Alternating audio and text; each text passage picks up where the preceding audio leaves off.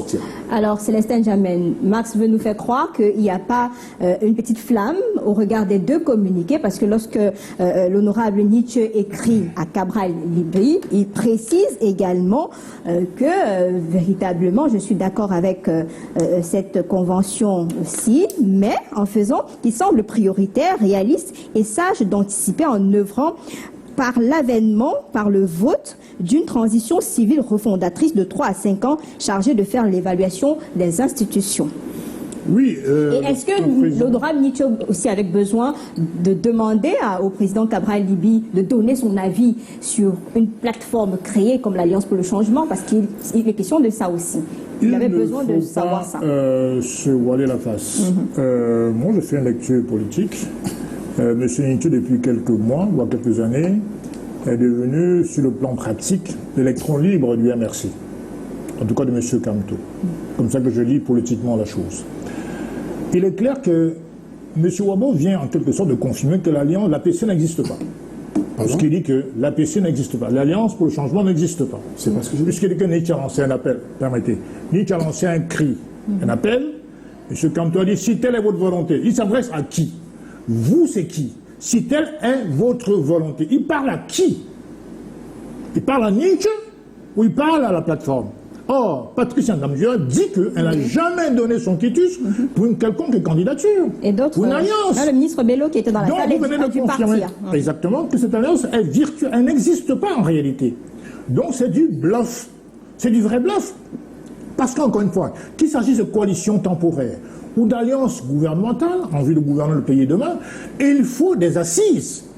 Il faut des méthodes, il faut des critères pour que les membres de cette alliance puissent définir, soit par un consensus général, soit par des primaires, comme Cabral, je crois, l'a proposé, le candidat, futur celui du MRC ou celui de APA, peu importe, qui pourrait être le candidat de l'opposition unie pour la présidentielle. Ça n'a pas existé.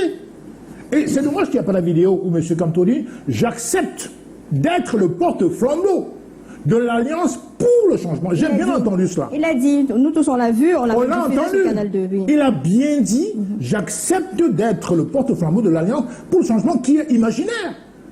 Sinon, pourquoi Nietzsche est le seul à dire ça, à faire ça?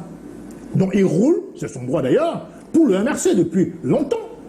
Depuis d'ailleurs qu'il était au SIF, ça n'a échappé à personne. Là n'est pas le débat. Le débat de fond, au-delà de l'alliance qui est tout à fait souhaitable, parce que dans le principe, quand on veut s'unir en vue de battre, renverser un candidat plus fort, c'est tout à fait opportun, tout à fait légitime. Mais la question de fond, c'est le code électoral. D'ailleurs, la plateforme de Mme Damdiallo, c'est basé sur la réforme du code électoral et sur rien d'autre. Donc, on est là en train de vouloir nous faire croire qu'il faut caporaliser les partis politiques. M. Camteau, il n'aime pas le dialogue, il n'aime pas la coalition, il veut qu'on s'aligne. Il veut caporaliser les partis politiques. Et Cabral dit non, et je dis non. Quand on respecte les gens avec qui on veut faire alliance, on les invite. On s'assoit autour d'une table, on n'envoie pas un électron libre, un kidam, pour venir envoyer des lettres anonymes ou des lettres privées. Non. Et Cabral a le droit de répondre sur le plan public. C'est pas une lettre d'amour que M. Nietzsche a envoyée à M. Cabral. C'est une lettre concernant les affaires publiques du Cameroun. Donc la forme utilisée, que ce soit par lettre privée, par lettre publique, sur Internet, sur WhatsApp, etc., c'est tout à fait normal. C'est pas une question secrète. Encore une fois, le fond du problème, c'est d'abord la réforme électorale. Maintenant, je crois que l'esprit du président du MRC est tout à fait malsain. Il faut respecter ses partenaires. Si partenariat il y a, il faut vraiment convoquer les assises où les membres désignés de la coalition vont dire voilà les méthodes à respecter, soit on part sur un large consensus, soit c'est l'unanimité, peu importe, soit alors il y a les primaires. Et à l'issue des primaires, eh bien, on va choisir le candidat qui va... D'ailleurs, je rappelle que ce n'est pas la première fois qu'il y a alliance au Cameroun. En 92, il y a l'axe ARC-CNS, c'est-à-dire que l'Alliance pour la refondation du Cameroun et la Conférence nationale souveraine, qui a fait flop. Et il a fallu que Frondier se mette derrière l'Union pour le changement, quelques mois après, pour être candidat. Et maintenant, il y a eu en 2004, entre M. Bielleux et M. Ekindi, la même chose qui a fait flop. Et en 2011, entre Adamou Ndamjoya et le chairman personnel Million Fourni, qui ont fait alliance, qui a fait flop.